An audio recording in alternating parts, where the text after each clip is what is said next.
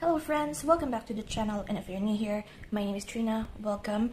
In today's video, I'm going to be sharing with you the conclusion to the anime bingo challenge that I had my high school best friend come up a bingo board for me, and I had to watch a specific anime depending on the category that he had created inside the bingo board. So as you can see here in my page wherein I have set up in my media journal, and as you can see, I have only have one bingo right across at the bottom here, and I'm going to talk about all of the shows that I have watched. So in this spread here, I'm covering up actually the titles of the anime that I have watched. That's why that notebook is here. I will talk about it more in a bit. All of the what is this color? It's like a scarlet orangey. I don't know how it comes up in the video, but everything that is in color here, like the sort of orange red, are the ones that I have watched a specific anime of in. I should have actually like placed another color because I have watched some anime that are still ongoing that I have not finished, but are supposed to be some in this particular bingo board. Today is May 27th, and I am officially ending the challenge here, even though there is like a few days left in the month of May. But the reason is that some of the titles that I have finished for this, and also the ones that are still ongoing, I am going to put on hold because they don't speak to me anymore, I think is the best way to put this out.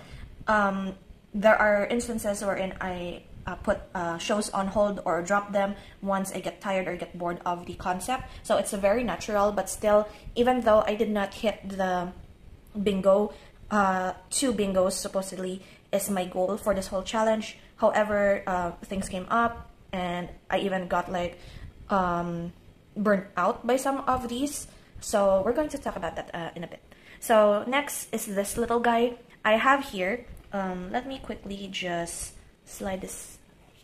I hope you haven't seen that, but this little guy is actually the reason why I broken my nose pen for 2023, because I saw this. It is slimmer compared to most notebooks, and I really love this.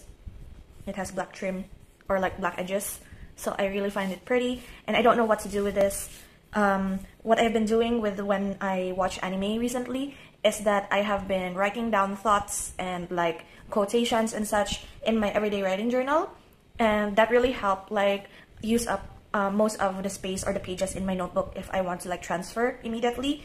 So instead, I sometimes want to get back to those, so I decided to like make this into like my little anime thoughts, reactions, initial reactions, so I can actively watch. Sometimes I zone out and let like the anime play without really paying attention, so this little guy actually helps me to pay more attention to like themes, conversations, storyline, lore, help me keep track of people, like keep quotations that I really like, and in a way it is like some of those book journals that you see around the internet wherein people list down things that they like, quotes that they like. So this is like the anime version for me. I do have an anime review journal, so most of my initial reactions by the time I write in my review journal I have already forgotten. So this one notebook actually helps me to keep track, remember the names of the characters when there are like 20 billion characters in one series. So this really helps, and I'm going to show you what I've been doing with it. So this is the title, just a little flip through. So I have been like writing in here using a Muji 05, this pretty green. I have this Muji for like years now, since I graduated high school, I think. So yeah, I still have this, trying to use them up, and I just have been writing everything that I've felt. I have for sometimes each episode, like for example in this anime, I've written like one whole back-to-back page and just write the title, my reactions. Sometimes when it's like when I write in print, it is usually like what I felt towards the anime, like writing things down, the things that I thought about. And the script ones, the one that are in cursive, are like my notes to myself sort of situation, like getting things down, like helping me to explain to myself what is going on. So that is not necessarily review, but for like me understanding why I said something, or like if there is a negative reaction of mine towards a specific scene in the anime, I write in script why I think that is. I don't know why, but it helps my brain sort through what is info of my initial reactions to the explanation of that reaction, I think. So I've been doing that. And also, I have been placing here like when I finish the anime and my final score. So spoiler alert, these are like the first few anime that are part of this challenge. I do number these pages. However, I number them based on the entry. So example, here in Sakurada Reset, this is number 4. This is not page 4, but rather the 4th anime in this entry. So once I have like 2 pages for a specific anime, I don't write a number here. Just so to, maybe if you have noticed that I've skipped like a page here and moved 5 here for Magical Racing Project. So yeah, so that's what I've been doing for the past month, and this really helps actually, and it will probably help me a bit here as well. So not all of the ones that I've watched in this challenge is in here, because some of them are still in my everyday writing journal. So yeah, I am going to show you all of the anime that I've watched, and here it is. So yeah, the numbers are kind of like a mess because I am trying to use up all of the remaining like numbers that I have of my spare number stickers. So the 7s, I inverted it, they look like L, and also the J here, let's just say that they represent 1, because usually I have said this in a previous video that whenever I do or make a spread, the number sticker pack always ends up using up 1, 2, and 3 almost all of the time, and also 0. So what I did here is that all of the 7s that have remained, and also the letter J in another sticker pack, I substituted it as 1, and also the number 5 is, let's just say it's like an inverted 2 on its other side, like a mirrored 2.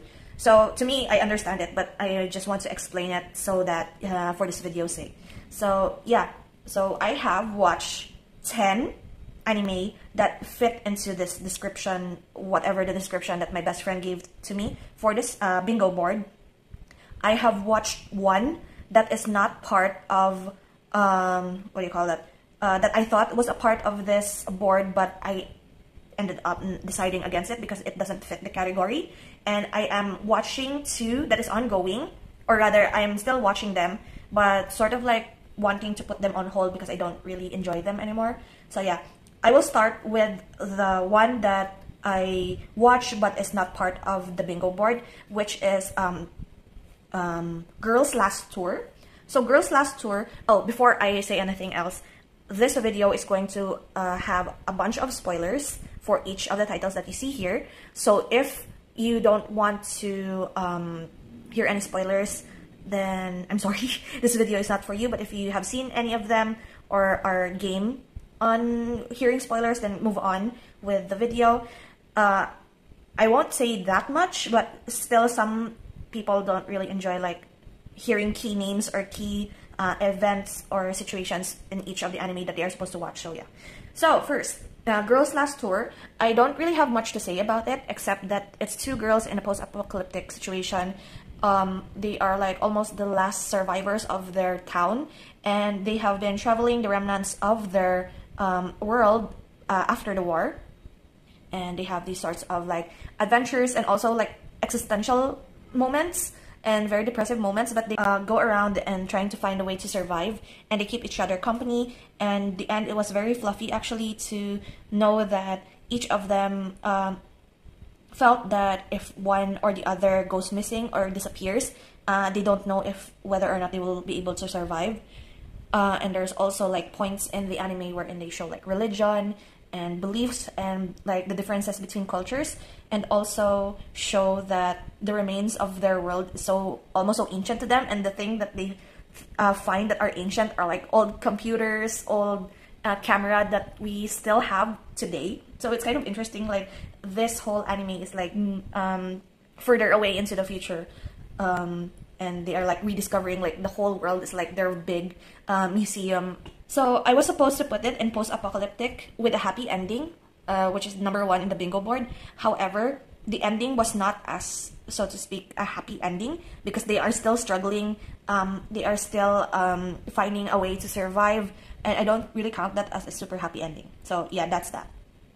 So next we have here is Ungo. Ungo is part of my detective investigation with a supernatural element. So I don't know how to explain Ungo to the best of my abilities, because for one, it is about a detective wherein he is like a sort of called a failed detective of some sort. He is in competition with one of the, I don't know what it's called. He's like a chairman of some sort. Oh, he's called the defeated detective. I have my notes here actually of Ungo. He is in like this rivalry with a director who is also like using computers to calculate cases of like where the crime will happen, who the criminal is, and that sort of situation. But the main character, detective, actually really solves these cases. The frustration that I have with Ungo is that all of the cases are related to like very political and very well-known people in their world, and therefore the government covers them up. So like the reason why he is the defeated detective, because this chairman is like part of like security and such, and most of, if not all of the cases that have been happening, he covers it up and creates a new story wherein this chairman solved the case.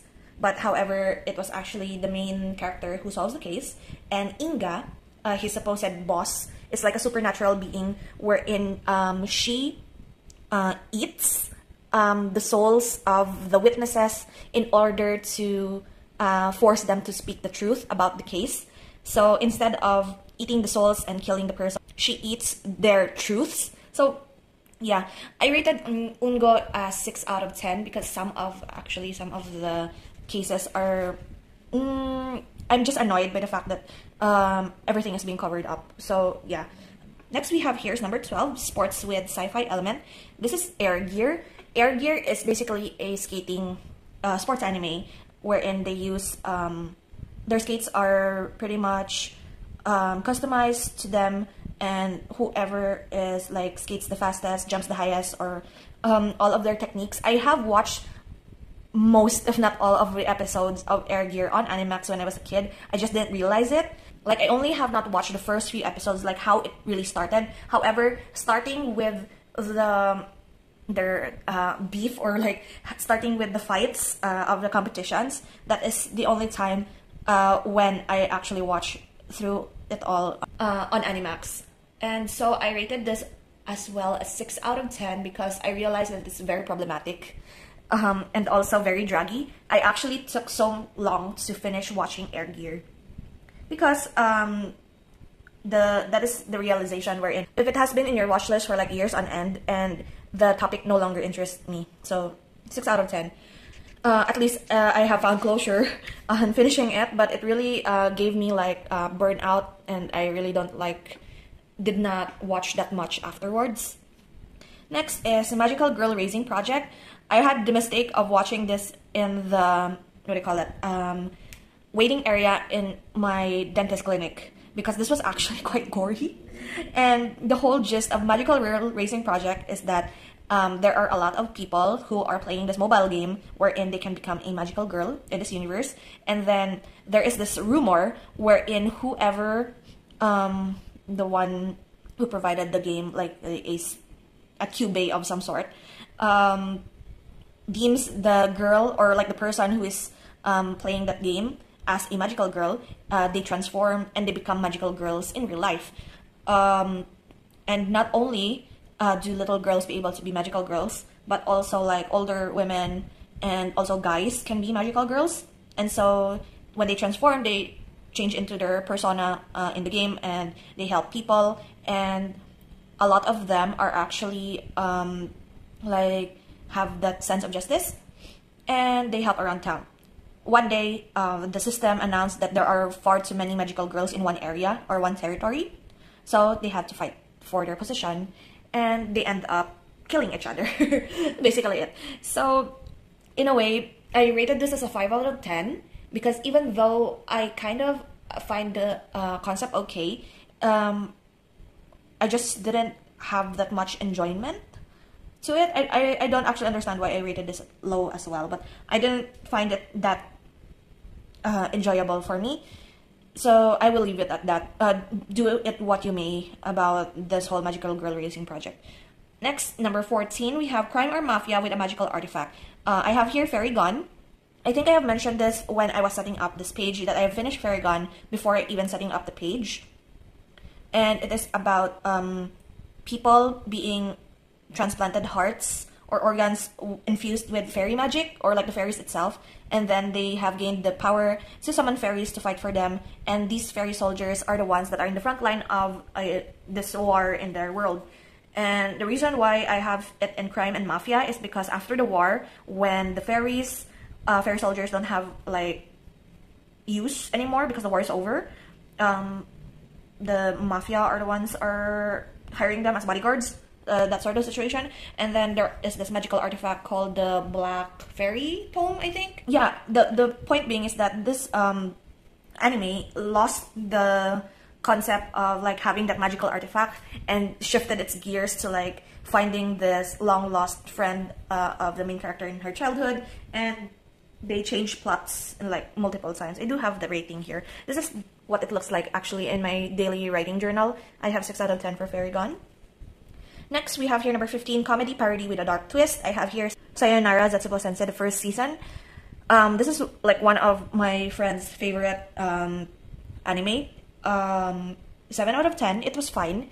But I think if you haven't watched like Uramichi Uni-chan, it's probably the best comedy parody with a dark twist.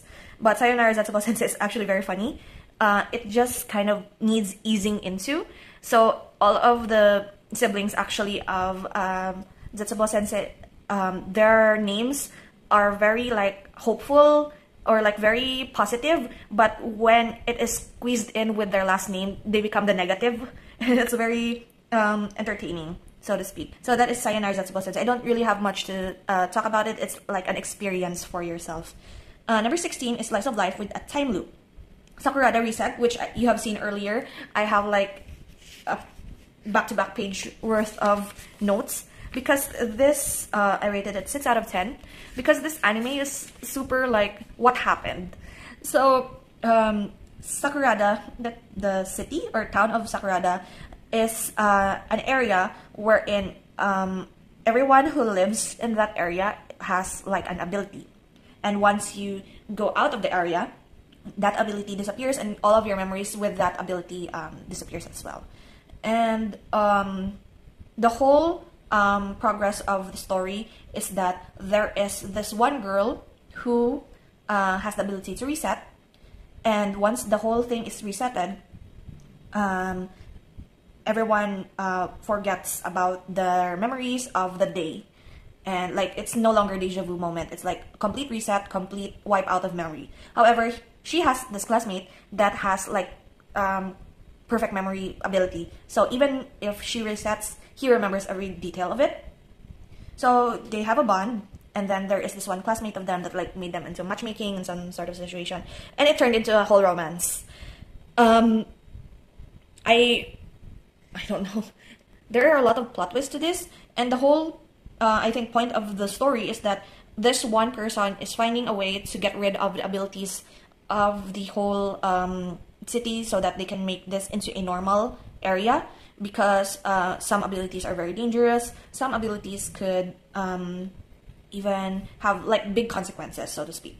So they keep resetting and resetting, and sometimes some episodes can get very graphic, and there are like lots of regrets, and I can't really explain without giving so much away.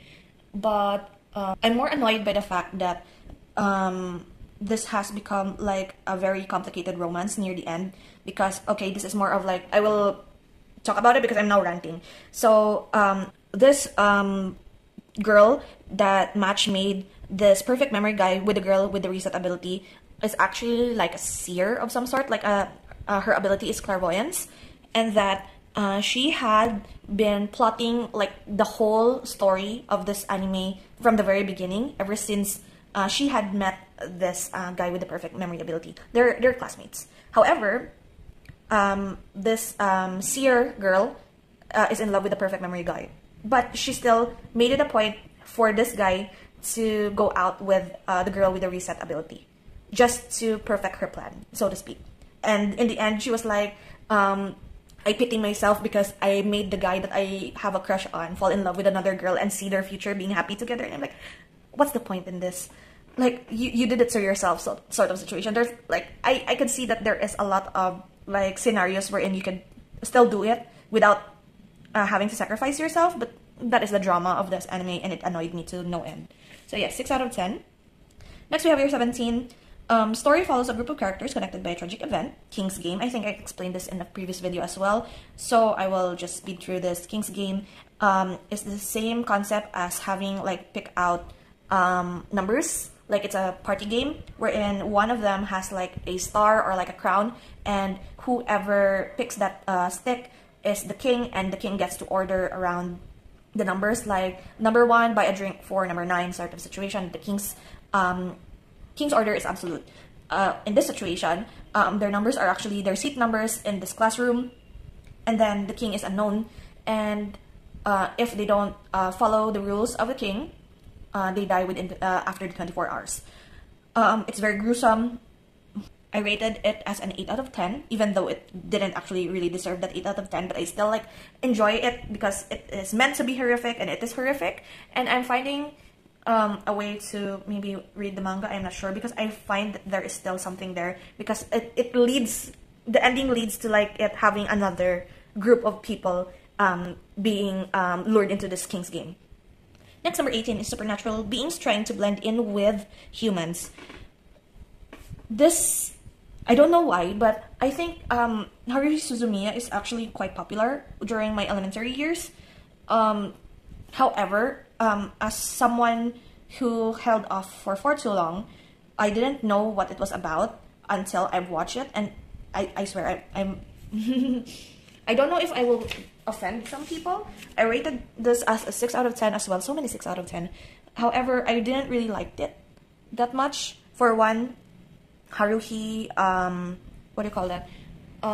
She made that time traveling girl do quite a lot that is not letting her say no to that stuff, and like very problematic and very, I'm actually reading my notes here, but yeah, the chain of events that happened within all of the stuff that happened in this anime, I really didn't enjoy. So if you enjoy it, then I think you have found something for yourself. And also, this anime ended up in a cliffhanger, which I didn't like as well. Hey, voiceover Taki here. I'm actually recording this after the fact because I forgot to mention. I just want to quickly explain about the thoughts about Haruhi Suzumiya. The thing that I really dislike about this anime is because she was, as I said, trying to force the time-traveling girl to do things like put on clothes that are very uncomfortable and very fan-servicey, and also she does not I know that the concept of this whole anime is supposed to be that she's some sort of a god, and that she does not regard other humans, especially guys, as like worth her time or that sort of situation. She's however, reminds me of the girl in the Flowers of Evil manga that I've read last year, who is very much like a social deviant, but that was because of her like mental health and such. But they are very similar because like they disregard like morals and like what society deems as normal. And yeah, it was supposed to be a comedy, but I did not laugh a single time in this. So yeah, I just wanted to add this in here because I didn't think that I explained my thoughts properly while I was filming. So yeah, back to the video. We proceed to main character is a sentient object, number 19 in our bingo board, reincarnated as a sword. I did not realize this was more of an ESCK childcare anime, and the like plot twist near the end I really enjoy. 9 out of 10. I have my likes and dislikes going through this list because this is such a mix of stuff that I either enjoy or not enjoy, and I am so glad that Reincarnated as a Sword is actually the last one that I've watched for this completed list. And I think that this is like the perfect ending to like a rather very disappointing list of anime that I've watched for the past few weeks, and I was like, nope, that's the end. I will stop there. So yeah, I want it to like I want you to like experience it for yourself, especially if you enjoy like childcare and also fantasy anime. I recommend Reincarnated as a Sword. the little girl, the main character, is a black cat girl, and she is like very determined to grow and become stronger, and I really enjoy her character growth. Next, we have here the last one, Puella Magi Madoka Magica Movie 3. This was supposed to be my magical girl transformation anime, but I saw that there is a story. It's told in the perspective of the antagonist, which this is the latest, I think, of the Madoka Magica series. So if you haven't watched the whole series yet, then this is very much a spoiler, because I have been quite into this whole world of Madoka Magica for quite a bit ever since college. But still, I really liked it. I think I rated this as 8 out of 10. Yeah, and it was a very quick, what do you call this? Quick watch, and I've already known what is going to happen actually. But like, it's very connected with the end of the series. You could also watch the OVA, I think, like the summary. You could understand this movie. The perspective of the antagonist, because if you know who the antagonist is, it's her story. So yeah, that is all 10 here that I have watched for this bingo board. I did manage to get a bingo. It's so hard for me to get this one, the horror thriller set in a haunted amusement park, because I tried to watch that Detective Conan movie that I mentioned earlier, that is a thriller sort of situation because it's with Kaito Kid. However, it wasn't set in a haunted amusement park as well, at all.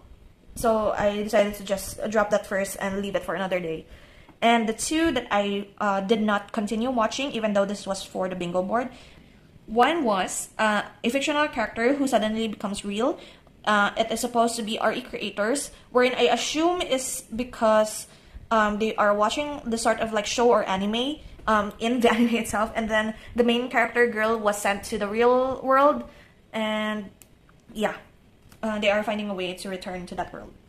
I haven't watched past the first episode, so I don't know anymore else. And then the last thing is time travel to the past, but with disastrous consequences. This was supposed to be Noin to Your Other Self, I think was the title.